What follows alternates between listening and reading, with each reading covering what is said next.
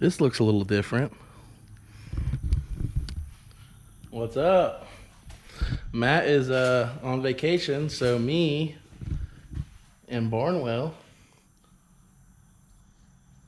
are about to start on my truck. You guys haven't seen it yet, so I'm gonna go ahead and show you it. It's nothing special, but it's mine and I own it. So here it is. Ooh. 1994 1500 long bed with the 5.7 4060. I've already put a new grill on it and a brand new hood. Well, new to me, but it's straight. Oh, tarantula. Yeah, there's like maybe one or two little bitty dents on it. And the body's in good shape. There's not really any dents or anything. The paint's a little, I mean, I'm repainting it, so it doesn't really matter. It's all straight. Bed's dirty. Interior, it's a square interior with mixed back parts. I guess a crackhead got a hold of it and ripped. Thought the government was spying on him and ripped out all the fucking wires. And it had some Dodge van bucket seats in it, so I bought. I think these are 3rd gen Camaro seats, and used Matt's seat rail from the Low Country, the original seat rail. It runs and drives. It didn't shift out a second when I got it, but I found out the speed sensor buffer was not wired up, so it wasn't getting any signals. Fix that, shifts perfectly. My plan with it is I'm gonna leave the 5.7 in it. I know you guys will probably hate that, but it only has 100,000 miles and it's a 5.7. It's bulletproof. Yep. I have a lowering kit that I've already purchased. DJM. It's a 4.6 kit, but I'm gonna make it lower than actual 4.6. I'm gonna get different spring and different upper. Might go to QA1 coilover setup in the front, and then of course I can just add what do you call it? Shackles to the back to make it lower after I do the notch.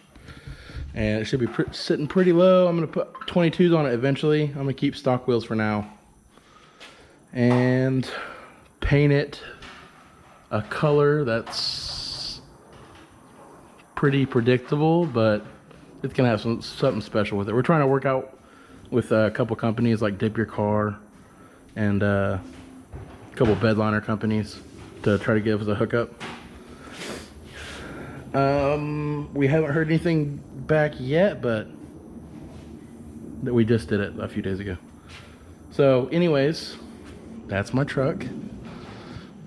And today we're gonna take off this front clip, because if you search on YouTube and you search how to remove an OBS front clip, you get 10 videos that show you how to take the grill off, 2 that show you how to take the core support off, 1600 that show you how to take a fender off, but no one does the full thing. So we're not very experienced videographers, but we're taking over for Matt.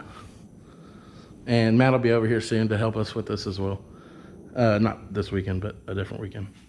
So we're gonna take the front clip off, we're gonna time lapse it and put in any important information in it. So in front clip, if you guys don't know, includes hood, fenders, grill, bumper. Front clip. So, yep, and that'll give us room to do all the suspension in the front, and I'm gonna clean up the motor, replace all the seals I can access while everything's off, and make it not a leaky bastard like it is right now. It also has all new accessories, new AC, water pump, alternator, and all the fixins. All the whistles. So I'm gonna figure out how to do this time lapse. I have no idea.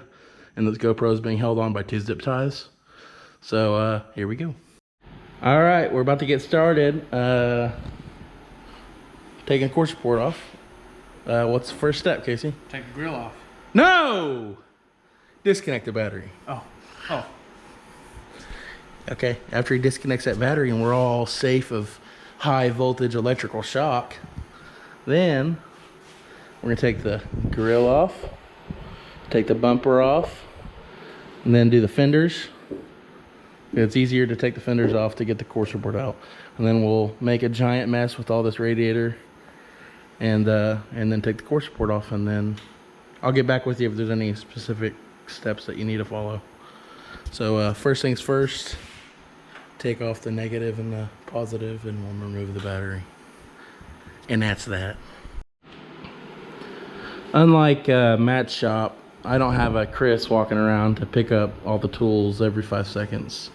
So, you know, I just have 1,000 screwdrivers, 1,000 different types of pliers, most of the wrenches. Anything I don't have is probably in this one. And then, yes, on the sockets. Good luck finding the 10. That's about the same for all of them. They're, a lot of you probably relate to that. Most of your sockets are in a bucket somewhere. But, my baby right here. Found this bad boy in a junkyard, rusty. And my neighbor actually took it to a Snap-on guy and got a free replacement with a brand new one. So I got a $180 tool for free. Bingo. Stonks.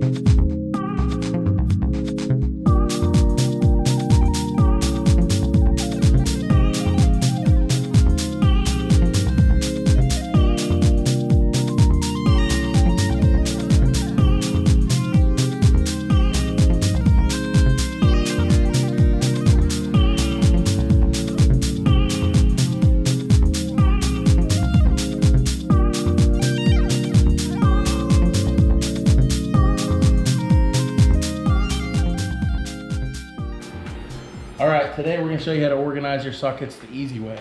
Alright, you got all our sockets right here. You see it's all messy. One simple thing from Home Depot. Bucket. You're done. Turn it off. Turn it off! Alright, here's an update. We got the 2 fenders off. Basically, you got 2 bolts.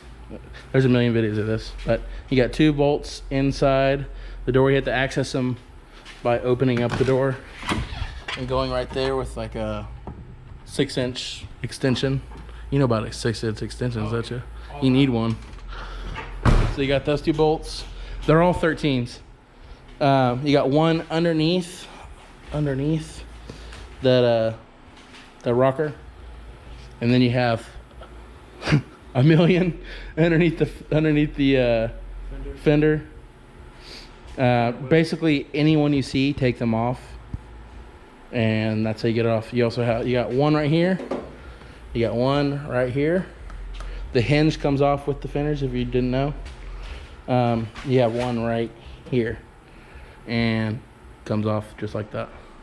And of course, you got some various wiring harnesses and coolant, or not coolant, your windshield washer fluid reservoir sitting right there. That comes off with it. You just unplug the hose and the clip.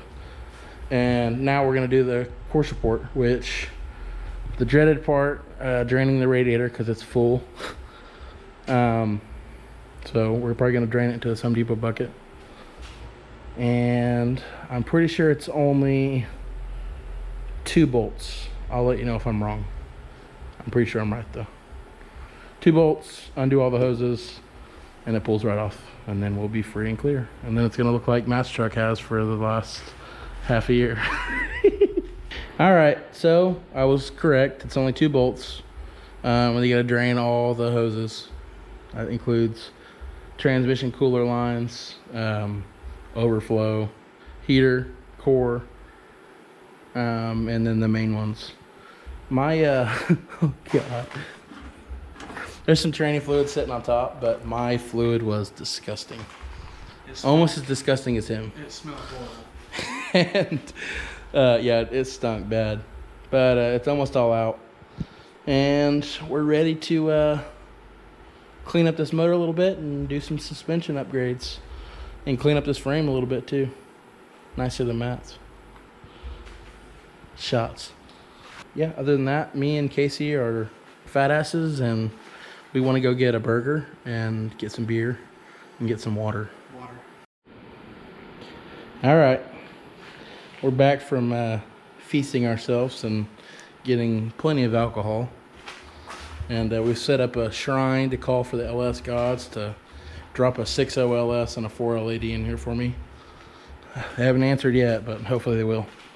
If you guys like this video over at my house, like and comment, and we'll give you some more poor boy OBS tips, because we still have the rear to do as well, and we got to take off this big old long dick long bed, and also I gotta fab up some way for these seats. But you know, I did help with the high country interior, so I think I can handle some seats. Anyways, yeah, keep up with us, and we got bigger shit coming. Bye.